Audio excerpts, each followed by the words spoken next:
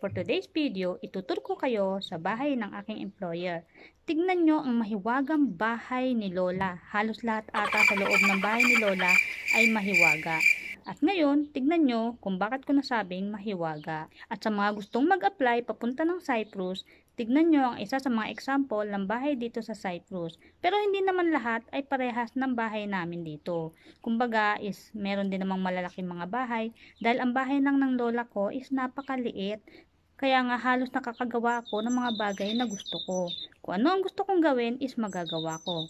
So una ko ipapakita sa inyo, syempre, ang labas ng bahay ni Lola. So halika, samahan nyo ako.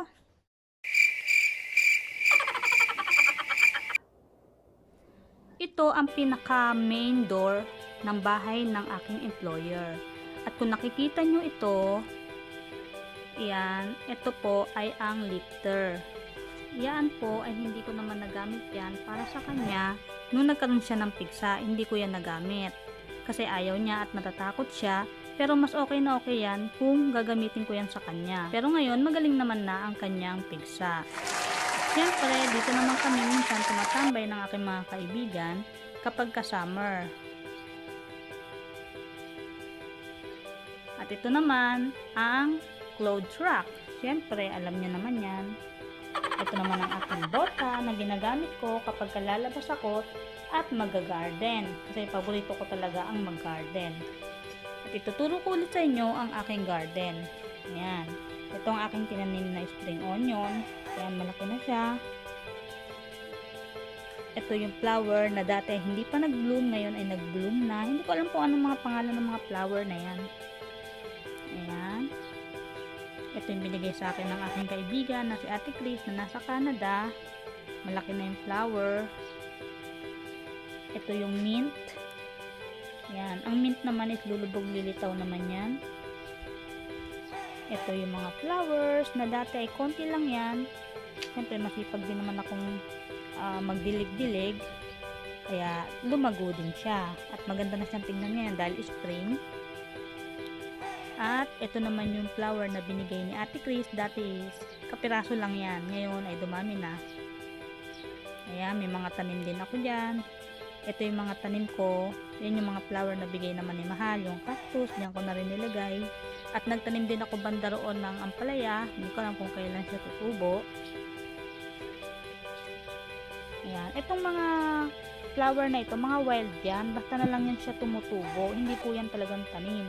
Pero kapag ka nagkaroon siya ng bulaklak, talagang maganda. Maganda siya pagka nag-bloom. Itong puno naman na ito ay puno ng pomegranates. Yan, pomegranates po yan. Pagka namunga po yan, is matamis talaga. Kasi lagi kong dinidiligan. Ganun pala kapag inaalagaan mo. At banda rin dito is nagtanim ako ng ampalaya at banda doon. Yan. At hindi ko lang kung kailan nga sila lalabas. Yan. Ito ay ang rosas. Yan. Malalaki ang mga puno ng rosas dito. At syempre, ito ang kotse ko. Haha, joke. Kotse yan ng anak ng apo ni Lola.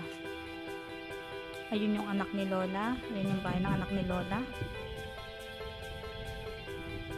Ito naman ang rosemary. Yan. Parang uulan eh.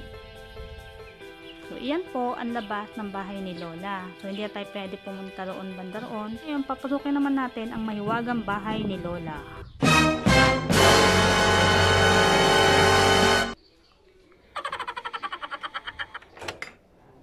Pagpasok mo ng bahay ni Lola, unang-unang mo makikita ang aming ref at ang asawa ni Lola. Ayan ang asawa ni Lola. Ito ang aming sala. At ito ang kama ni Lola. Ayan. Ito ang kwarto ni Lola. Ayan. Yan ang kwarto ni Lola. Ayan.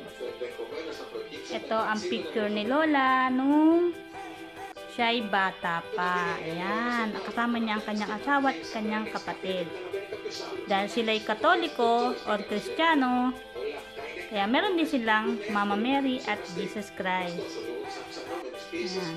Ito naman yung mga gamit ni Lola nung siya ay nagkaroon ng sugat. Ayan. Ayan, nandiyan yung mga scotch tape para sa paglalagay ng band-aid sa kanyang sugat. Ayan, ang mga gamit niya. At sa baba naman, kung makikita nyo, ito yung mga sentimental value na ang sabi ni Lola ay huwag ko raw gagalawin dahil baka nga naman basag ko dahil merong istorya ang mga bagay na yan. Yan ang sabi niya sa akin. Kaya never ko yan nililinis or pinapagpagpagan ko lang pero dahan-dahan baka nga naman mababasag magpagalitan ako. Ayan. Kung titignan nyo, mga luma na talaga. Ayan. Dati merong kortina yan pero tinanggal ko para hindi na masyadong maraming alikabok. Kasi kapag may kortina pa is maalikabok. Ito ang kanyang pampers kasi nagpa-pampers na si Lola. Ayan, ang kanyang mga lampin. Ayan. Sa kwarto niya may aircon. May aircon ang kwarto niya. Ayan. Ito lang yung tinira kong kortina para medyo ganda-ganda naman tingnan. Ayan. Ito, tingnan natin yung closet ni Lola. Ayan ang kanyang closet. Alin ang naiba. Yan po ang mahiwagang damit ni Lola. So, lahat ay black dahil ang sabi niya po sa akin, kaya black na ang mga damit niya. Never na po siya magsusuot ng kahit na anong damit. Simula po na namatay ang kanyang asawa, never na siya nagsusuot ng mga damit na may kulay. So, ito naman ay ang kanyang mga bedsheet, towels. Ayan, nandyan na lahat. Yung mga kailangan niya. Ina-arrange ko rin naman yan. Kabila naman, yan mga unan at kumot. Labas na tayo sa kwarto ni Lola. So, ito naman ang kusina ni Lola. Ayan. So, ituturo ko kayo sa kusina ni Lola. Meron kaming electric kettle. Ayan. Yung toaster, bread toaster. Ito naman yung initan ko ng kape nila. Cyprus coffee. Ito po yung Cyprus coffee. Ayan. Cyprus coffee. Pero hindi ako umiinom yan. Ayan. At syempre, hindi mawawala ang Nescafe. Kapag walang Nescafe, mainit pong ulo ko. At ito pong oven na to is hindi na po yung ginagamit, kaya pinaglagyan ko na lang ng patatas at ng sibuyas. Ito naman ang aming mahiwagang kalan. Ayan. For burner.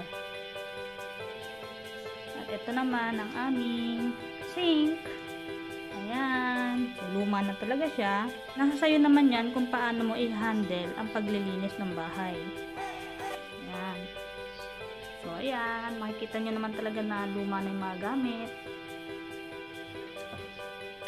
Ito ang mga topper. Ang aking sabon, ang comfort. Sa kabila, dito yung mga kaldero ko. Ayan.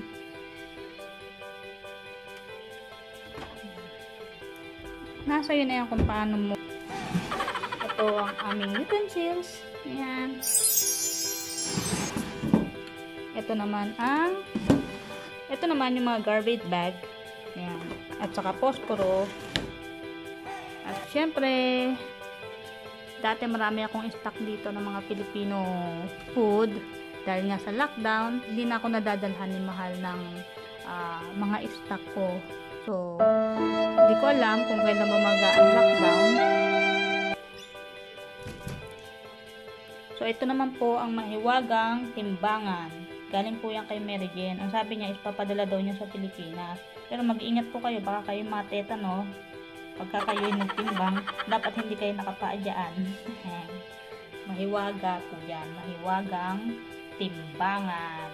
Ito naman, ang lalagyan namin ng tinapay. Ayan. So, meron pa akong nagaraya dyan. At mani. Ayan, dala rin po yan sa akin ng mahal. ng aming juicer. Kay mahal din po yan. At ito naman ang gamit ni Lola tuwing po siya matutulog. Kailangan meron po siyang candy niya, kanyang ilaw sa gabi, kanyang tubig, pero pinapalitan ko po yan araw-araw. At syempre meron din po akong bigas. Ayan, ang aking bigas, hindi pwedeng wala akong bigas. At ito naman ang wheelchair ni Lola. Ayan, ang wheelchair ni Lola, pero hindi na yan ginagamit kasi hindi naman siya lumalabas. Ito ang aming kubeta. Sugat. Ayan, kompleto ang kanyang mga gamit. Ayan, merong alcohol, merong betadine, merong ito para sa kanyang muscles kapag masakit ang kanyang muscles. Meron siyang Colgate. Ayan, kanyang Colgate. Ito yung mga gamot niya sa kanyang sugat. At ito naman yung kapag meron siyang rashes. Ayan. Ito naman yung kanyang lotion sa paa, sa kanyang binti, kanyang cotton. Dapat kompleto yan lahat. Naka-arrange naman yan dyan. Ito ang kanyang candy. Ayan. Ito ang kanyang vitamins. Ito ang kanyang mga gamot. Ako na rin nag-arrange nyan. Ako na rin naglalagay sa mga box nyan. At ito naman ang kanyang mga medicine. Ayan. Ayan ang kanyang mga medicine. Ayan. May paracetamol. Ayan.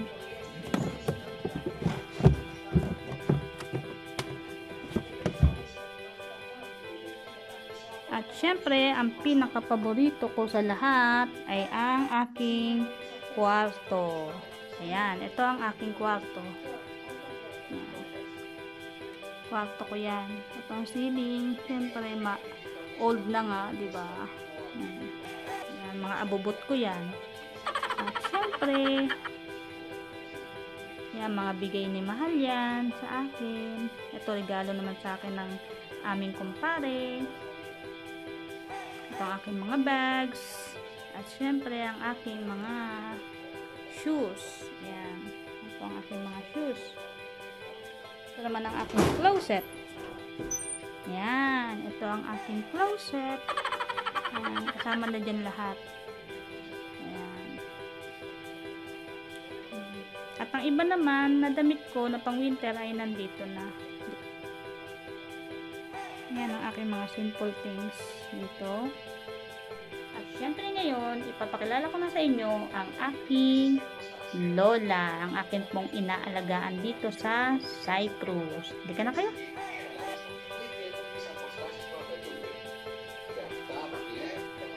Ito po ang aking alagang Lola. Ayan.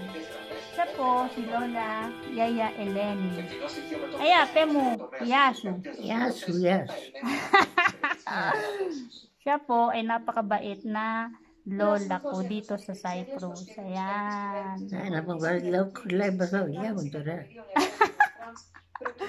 Lagyan ko daw siya ng oil sa kanyang buhok. Oy, Morpi. Ne, me kukla. Ne. Vai mă curios. O feliz stai bine pe masă. Atunci ce fali. Ama și ce falu bunun de fali de indi se galla. Ne. Fef ce falu bunun. Da. Hada ki masu ne ce skada bunun bal mă gol. So, ayan, na-tour ko na kayo sa bahay ng aking Lola. At sa mga gusto pong magpunta ng Cyprus, panoorin nyo lang po yung vlog ko kung paano po mag-apply dito sa Cyprus. Gaya nga po ng sinabi ko, ako po ay sumasahod dito sa maliit na bahay na ito na wala naman pong gaanong trabaho. Nakita nyo naman kung gaano kaliit ang bahay namin ni Lola. Ako po ay sumasahod nga rito ng, so ngayon kasi ang palitan is 55, so 32. Yan. Pero paano 32, thank God.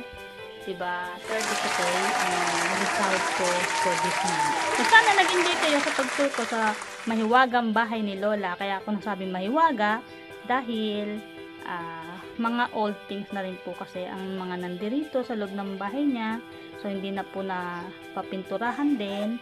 At siguro, pinipreserve na lang nila na ganyan. Na ganito ang bahay ni Lola.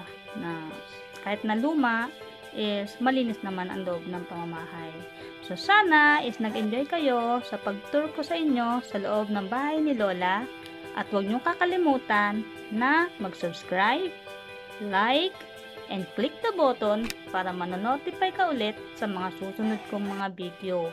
Ako nga pala ulit ang inyong kacharot, si Josh Louie B. Stay safe, stay home, and God bless us all. Bye-bye!